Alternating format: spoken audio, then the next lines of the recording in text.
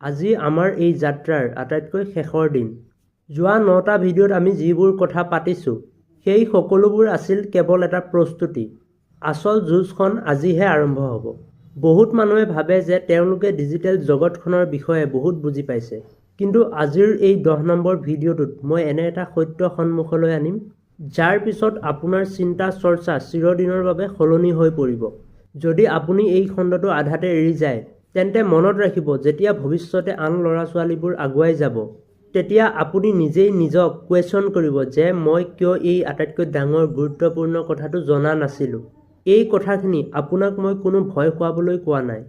এয়া হ'ল বাস্তৱ। গতিকে একেবাৰে শেষলৈ মন দিব। আমি আৰম্ভণি কৰিছিলোঁ এজন সাধাৰণ ক্ৰিয়েটৰৰ মানসিকতাৰে। তাৰ পিছত আমি শিকিলোঁ কেনেকৈ নিজক স্মাৰ্ট কৰিব লাগে, কেনেকৈ নিজৰ লক্ষ্যত অটল থাকিব লাগে।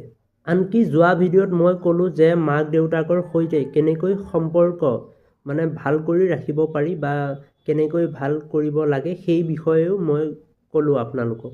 কিন্তু এই সকলোবোৰ বস্তু তেতিয়ালৈকে কাম নকৰে যেতিয়ালৈকে আপোনাৰ হাতত আটাইতকৈ ডাঙৰ চাবিপাত নাথাকে। যি পাত চাবিয়ে আপোনাৰ ভৱিষ্যতৰ দুৱাৰখন মুকলি কৰিব। 99% মানুহে সকলো কাম কৰাৰ পিছতো ক'ত হাৰ মানে জানেনে?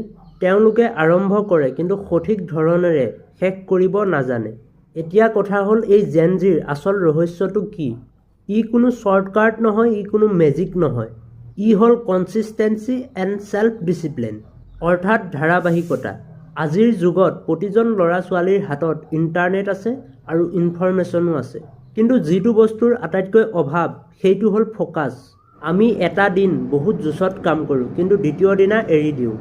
জেন জি প্ৰজন্মৰ আটাইতকৈ ডাঙৰ শক্তি হ'ল তেওঁলোকৰ ক্ৰিয়েটিভিটি, কিন্তু আটাইতকৈ দুৰ্বলতা হ'ল তেওঁলোকৰ ধৈৰ্য্যৰ অভাৱ। যদি আপুনি এই কথাটো বুজি পায় আৰু আনতকৈ 10% বেছি ধৈৰ্য্য ধৰিব পাৰে তেন্তে আপোনাক কোনেও ৰখাব নোৱাৰে। এইটোৱে আছিল মোৰ 10টা খণ্ডৰ আটাইতকৈ ডাঙৰ কথা। এই ছিৰিজটো আজি ইয়াতেই শেষ হৈছে, কিন্তু আমাৰ এই সম্পৰ্কটো শেষ হোৱা নাই। মই বিচাৰোঁ মোৰ প্ৰতিজন বন্ধুৱে সমাজত এক সুকীয়া পৰিচয় গঢ়ি তোলক। এই 10টা খণ্ড সদায় আপোনাৰ হাতত এটা গাইডবুক হিচাপে থাকিব। যেতিয়াই লাইফত হাৰ মনা যেন লাগিব, নিজকে আপুনি যেতিয়া হাৰ মনা যেন অনুভৱ কৰিব, তেতিয়াই এই মোৰ প্লেলিষ্টটো আপুনি এবাৰ খুলি পেলাই আকৌ এবাৰ চাই ল'ব। অতি সোনকালে মই আপোনালোকৰ বাবে ইয়াতকৈও কিবা এটা ইউনিক লৈ আহিম আৰু অতি সোনকালে আপোনালোকক লগ পাম আৰু ইয়াতকৈও অলপ ইউনিক হ'বলৈ গৈ আছে। মই যেনেকুৱা ইয়াৰ নেক্সট ভিডিঅ' আনিম আপোনালোকৰ বাবে, ইয়াতকৈও অলপ ইউনিক হ'ব সেই ভিডিঅ'বিলাক। তো আজিৰ ভিডিঅ'টো ইমানেই আছিল।